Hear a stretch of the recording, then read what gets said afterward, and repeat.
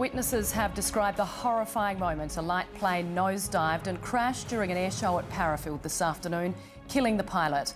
The replica warplane plummeted into a car park at Salisbury, narrowly missing a nearby soccer match. Reporter Maria Jovanovic is at the crash scene. Maria, how did it happen? Well, Jess, what started off as a routine demonstration flight ended in tragedy shortly before 2 o'clock this afternoon. The experienced pilot, 73-year-old Roger Stokes from Monarto, was performing manoeuvres in his replica Spitfire above hundreds of spectators at the classic aircraft show at Parafield. Now, witnesses say they saw the plane do a barrel roll before it began to nosedive. One spectator caught the moment it started plunging towards the ground.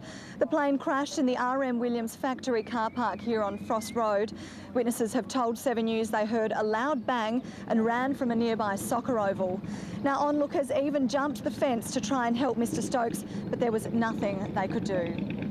The sound was so horrific that it just drew everybody in. Lucky that he's landed over there because there was people playing soccer. Everybody just arrived from anywhere. It could have been on top of our houses. And then we were just watching him and he just all of a sudden started spinning downwards and he never come up from behind the trees. That was all we saw. And it went down below the trees and just nose straight down. I never saw it pull up, so it must have gone straight into the ground. To see something like this, when I've got my test to become a pilot in 3 days, is kind of a bit daunting. Yes, it's lucky that it was in a car park, an isolated closed-off car park as compared with the sporting grounds over the road. 7 News understands Mr Stokes was a well-respected pilot and had flown in a number of air shows before. He and his wife had spent 4 years building the replica Spitfire. Now, emergency crews will remain here and remain cleaning up the site for several hours tonight. Police and the Air Transport Safety Bureau have both launched separate investigations. Back to you, Jess.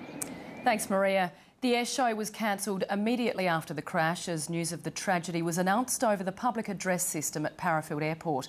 Lou Hendricks is there. Lou, Roger Stokes was a popular member of the local aviation community.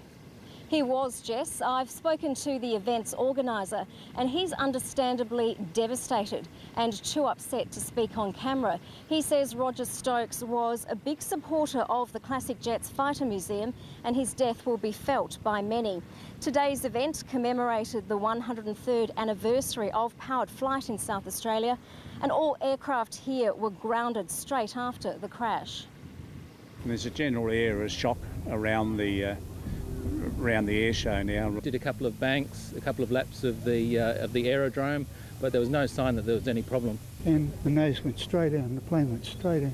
It just seemed to go into a flat spin and it just disappeared behind the tree line. It's very sad to see it happen. The crosswinds were quite heavy for all the pilots and the pilots were reporting back that it was quite dangerous for them to go up today. There was a sombre mood among the volunteers here as news of the death sank in and as they packed up what should have been a very happy celebration for them.